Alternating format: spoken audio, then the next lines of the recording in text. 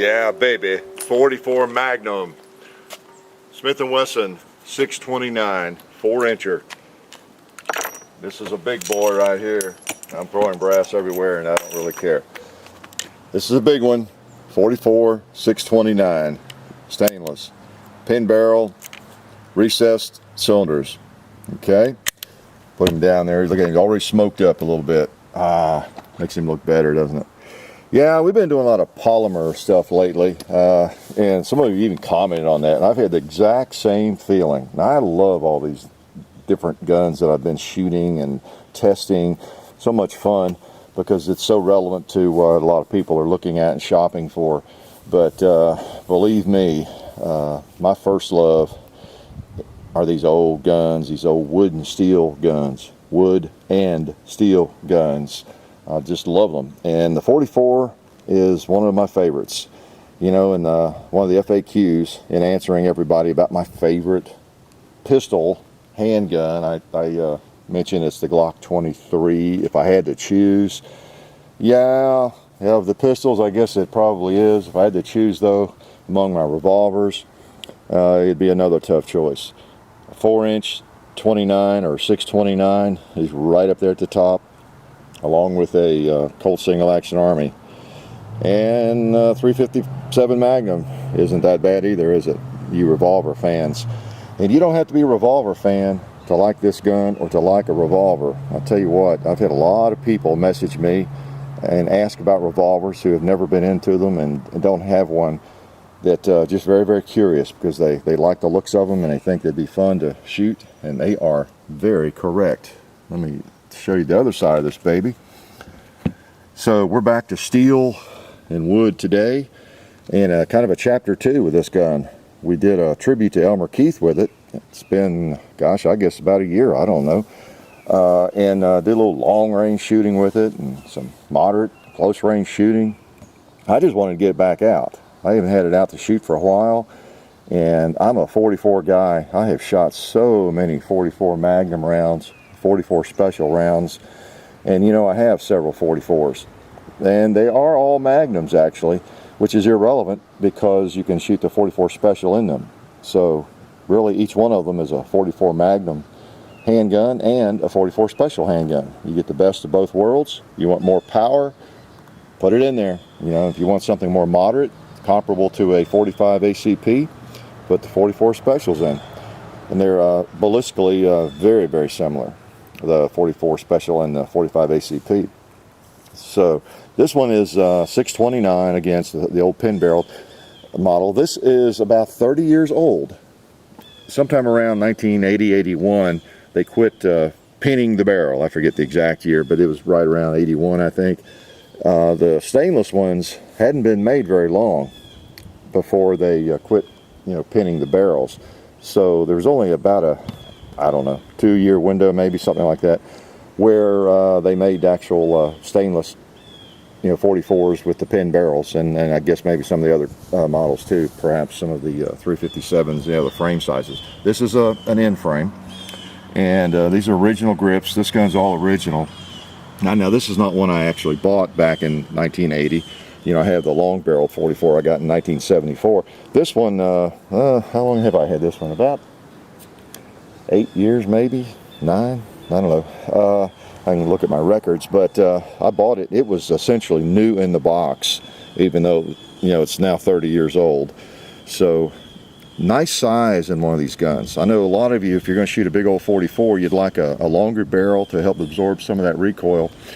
But, you know, I like this 4-inch gun and the 3-inch guns even. Now, I don't shoot hundreds and hundreds and hundreds of Magnum rounds in it, you know, full-blown rounds, because that's no fun. Shooting's supposed to be fun. What I do, and I'll put the Magnums in. These are Magnums right here. I thought I'd just bring out some of the stuff that's in my reloading room. You may have seen it in some of the videos we did in there, I guess, last winter. But this is typical. We're going to have a little bit of a 44 extravaganza here today, so I thought I'd just you know, show you when I dip in. This is what I dip into to shoot it. And then I have 44 specials here in this one. I shoot a lot of 44 specials. They're more fun. You know, you can shoot more of them.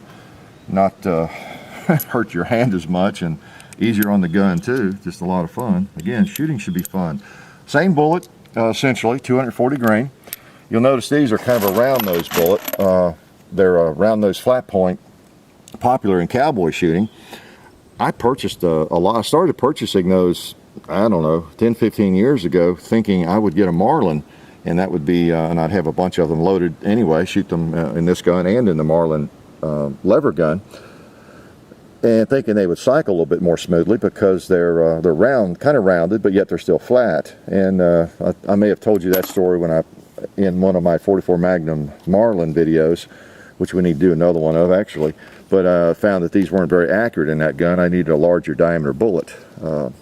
Which, by the way, 44 is really not 44. I don't want to confuse you new shooters, but a 44 bullet is actually a 429, 420, 430, 431 thousandths. So it's really a 43 caliber.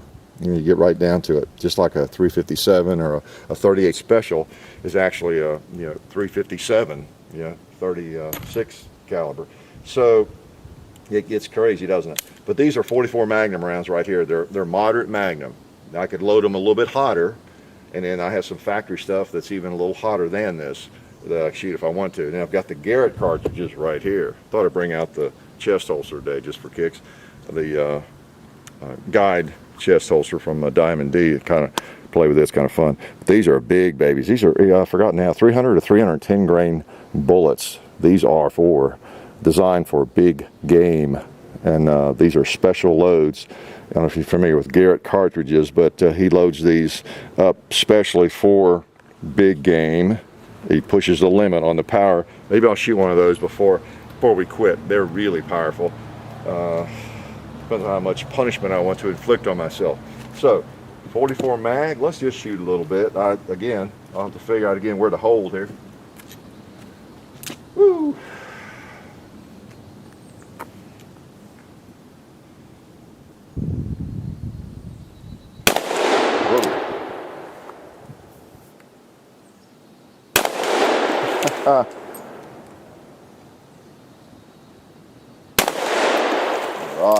All right.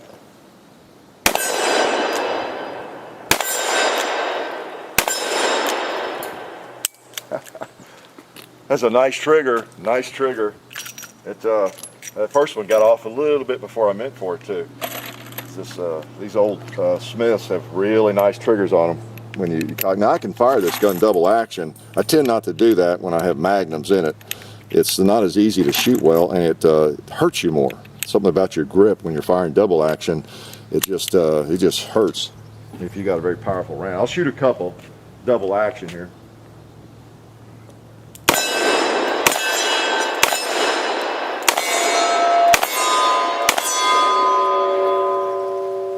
Not too bad. But that's all you guys are worth. I may not do that again. All right. One word about that. You notice I started out shooting magnums. Again, for you new shooters, and I'll do some more things on this, but the Magnum case, let me grab a special case. The Magnum case is a little bit longer. You see the Magnum on the right there. Oops, I've got it not even at the base. There we go. It's a little bit longer.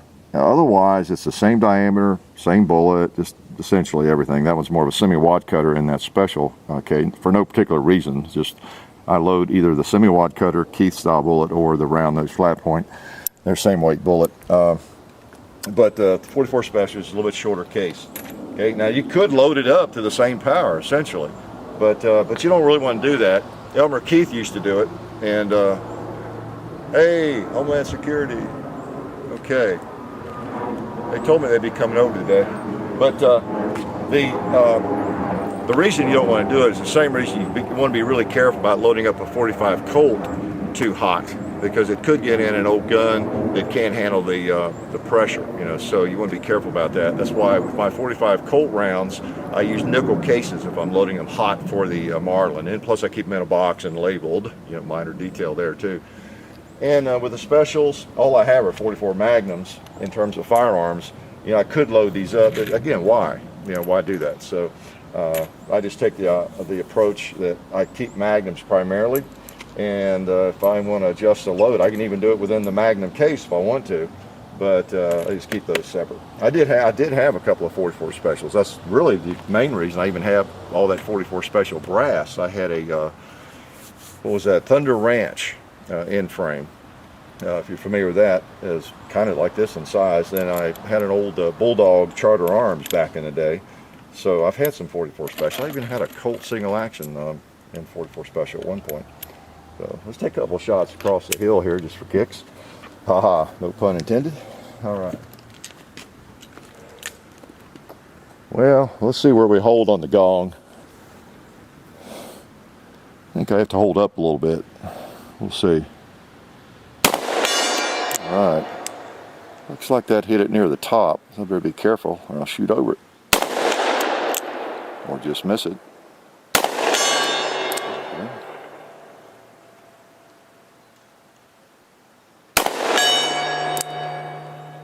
It's a nice sound. Sounds like the church bell. Felt like I held about too low on that one almost.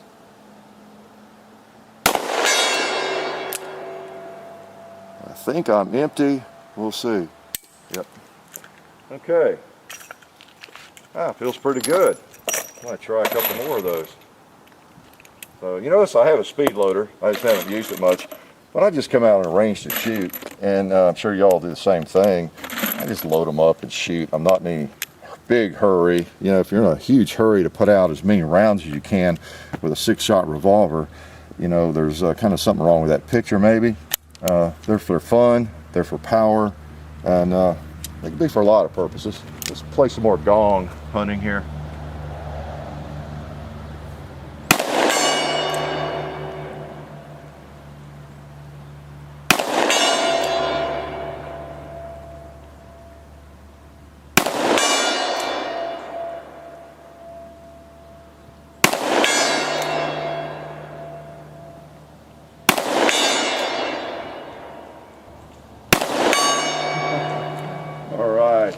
I didn't want to miss it too many times, just in honor of Elmer Keith and anybody else. 44 has a lot of history, a lot of rich history. Let's take a couple more shots. Let's use the speed loader. Let's get in a hurry. Use the speed loader. All right. All right, we saved a lot of time there. Actually, the way I fumbled around, we didn't, do we? There we go. I'll see if I can hit an animal over there. Let's try old Mr. Ram. He's worthy of a 44 Magnum.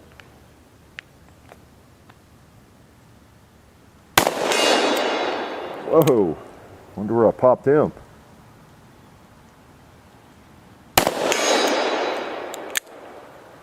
Okay.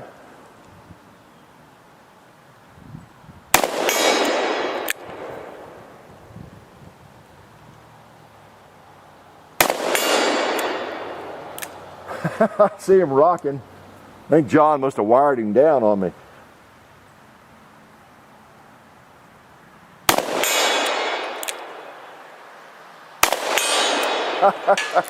All right, I got another one on him while he was rocking, I guess.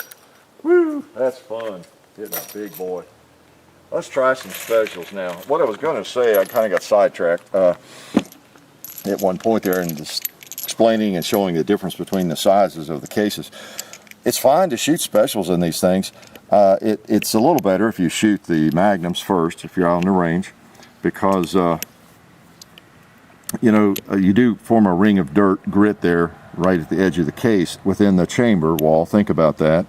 And so these are a little shorter, so if I were to fire a lot of the specials and then put a longer Magnum case in there, it's going to extend into that kind of that gritty circle, isn't it? All right, let's shoot a couple more times here before it gets dark on us, which it's trying to do.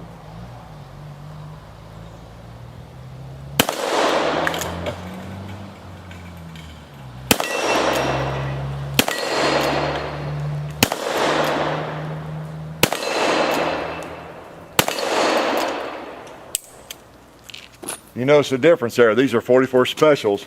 They feel about like shooting a 22 after shooting those Magnums. It's interesting, the difference there. But partly because the gun is fairly heavy, even though it's a 4-inch revolver. It has some weight to it, big old end frame. So it's like shooting 45 ACP in it. All right, let's reach out getting really cloudy here. This would be a good test for the camera. Maybe you can tell the difference. I'll go ahead and sling a couple at the gong, and you'll notice it takes longer for it to get there. Hopefully I can hit it. See where to hold.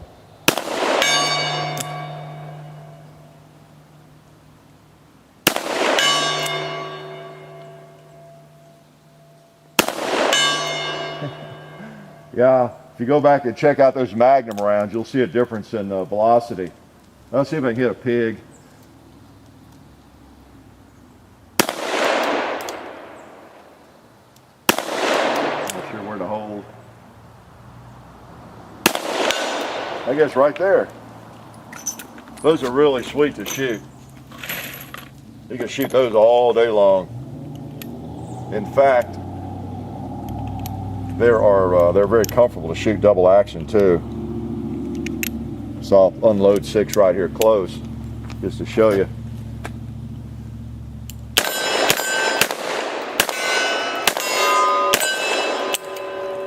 So, you know, those are not a problem. A lot of fun. Something to remember if you're, you got some new shooter along with you, somebody who just hasn't shot much at all. You don't want to put a 44 Magnum in their hands, generally speaking. You can turn somebody against shooting that way. Let's go back out there, pick on that other turkey. Or pig, rather. I was actually shooting at the pig. I misspoke. Shooting at the turkey that time.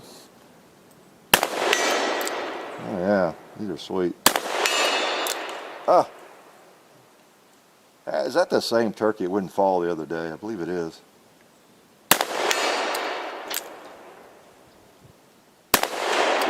Yeah, that's the same. That's the same villain. As I told somebody in a comment, I'm going to have to just keep a 45-70 out here on the table. And whenever that happens, take care of business. We really aren't going to worry too much about him today because we're shooting revolvers and just playing. Let's shoot some here close again.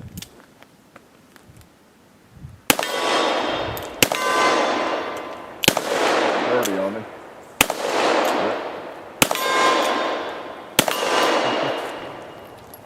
Get it all gritty and dirty with my dirty powder and cast bullets. Sometimes the double action is not going to be as smooth after you fired it several times.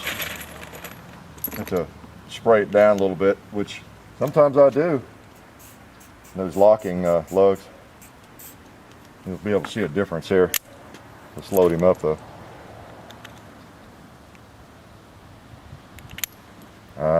You get all that old gunpowder. It's almost like shooting black powder, isn't it?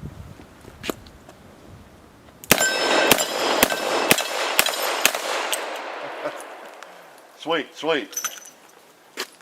Some of the bowling pin competition, if you're familiar with that, people will, there's a class for revolvers, of course, and one of the things I think they like to do is get a heavy revolver and, get a nice double action on it and roll those things over because you need some power, definitely need some power.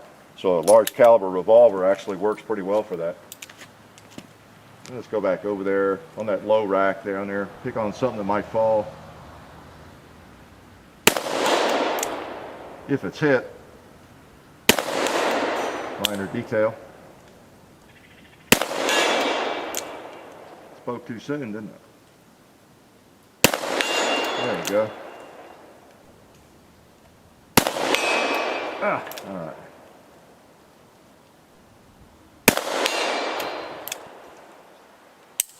Thought I got him, but he didn't want to fall there. Okay. Let's see, 44 special.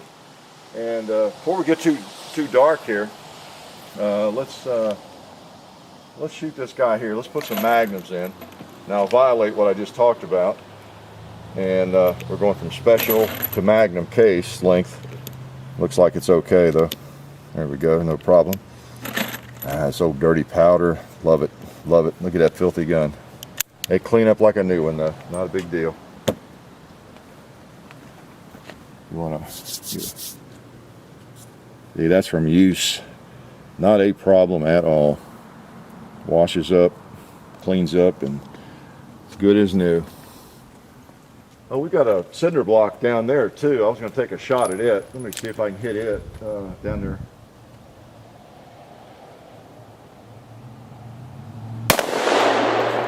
All right. Oh, we got a guy right here that needs to be hit.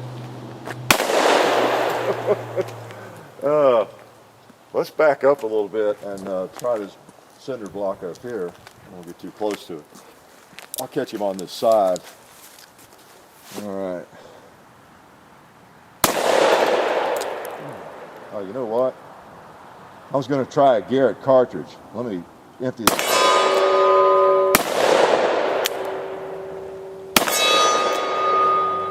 Okay. Just for punishment,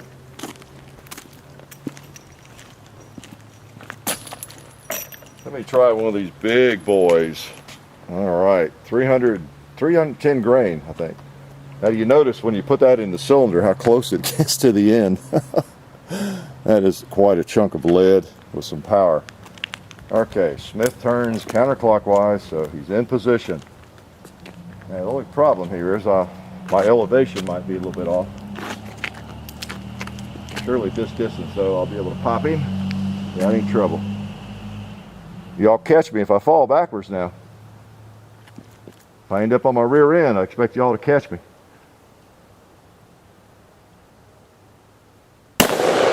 Woo! I felt that one. Went right through him. Okay. Yes. Garrett cartridge. Those are hot. But that's what you'd want. If, well, you'd want even more than that if Mr. Grizz surprised you, wouldn't you? But that would certainly beat a 38 special or a big stick. So let's just put a couple more specials in. I don't know if I pointed out the bullets over here before it gets dark. That's just, yeah, I did. I talked about that. The difference between a semi-wadcutter. You know, that's a semi-wadcutter, 240 grain bullet. A bunch of them. And these are around those flat point 240 grain bullets, cast bullets. So I go through a lot of those. Hate to think how many of those I've fired in the last 30, 40 years. All right. So what do we want to shoot? Let's just shoot something randomly here.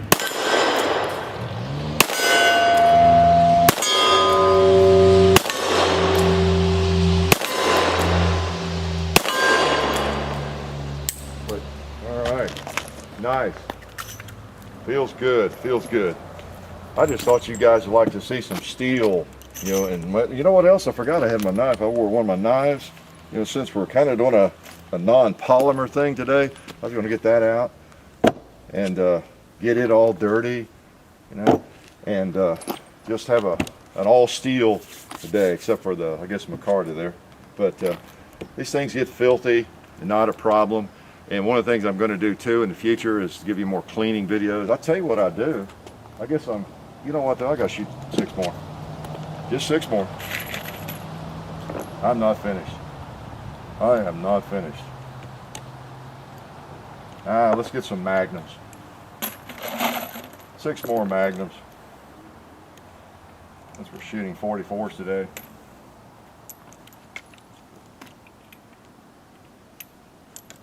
Let's wrap up.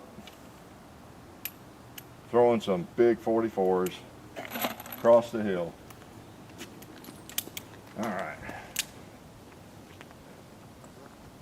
I can't even see my front sight. It's all smoked up.